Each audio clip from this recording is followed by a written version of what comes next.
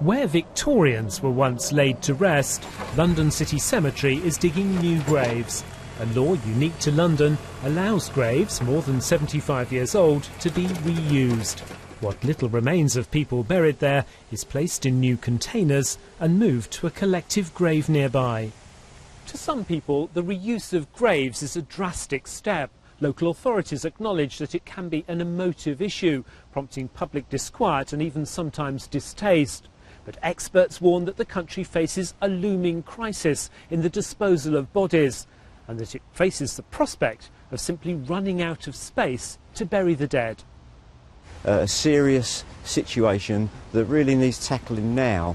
It's been around for a long time, the knowledge of this problem, and government inaction over the last couple of decades has just led us further towards a looming crisis in our burial grounds. There we are, 3 chicken breasts. Winston Hagstons lived in Market Wheaton in East Yorkshire all his life. He wants to be buried there, with generations of his family in the town cemetery. But, like others across the country, the cemetery is full. Mr Hagston might have to settle for a plot 20 miles away in Hull. I'm a Market Wheaton person. I'd like to be buried in Market Wheaton. I find it very frustrating that the local powers that be, the local authorities, haven't found another suitable plot, and I don't see why I should be taken elsewhere to be buried. I want to be buried in Market Wheaton.